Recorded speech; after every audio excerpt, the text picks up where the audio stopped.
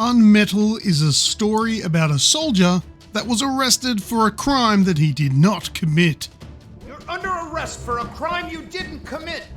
G'day everyone, Lucas here from the Aussie Gamers Experience, and today I am taking a look at the latest release from the creator of Unepic, Ghost 1.0, Mini Ghost, and of course, Unmetal. And if you're not familiar with those games, then you probably need to fix that and check out their games.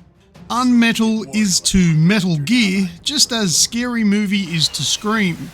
What we have here is a video game that parodies the original Metal Gear game that was out back on the NES in 1987. The story is told through the eyes of the main character Jesse Fox, who is forced by his captor to explain how he came to be flying a Russian helicopter. It's a long story. While Fox explains the events that lead up to the present, we get to play through the story as it's told.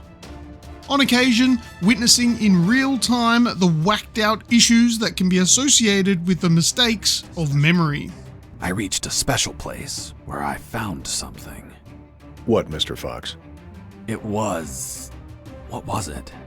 Damn, I can't remember. Oh yeah, now I remember. It was that damn grenade guy.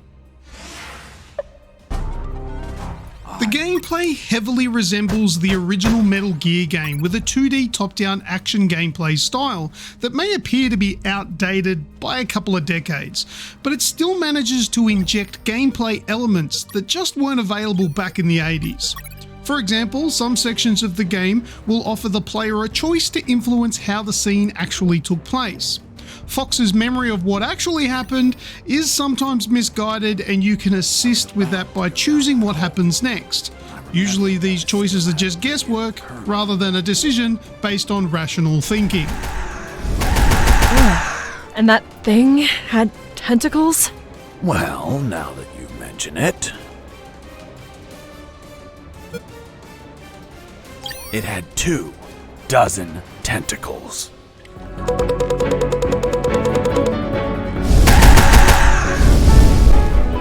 While the gameplay is absolutely simplistic at face value, the mechanics are still there to provide satisfying combat choices.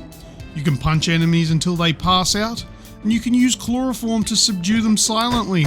But seeing as though you are not an assassin... I'm not an assassin. If you simply shoot an enemy, you will need to sacrifice one of your medkits in order to save them from dying.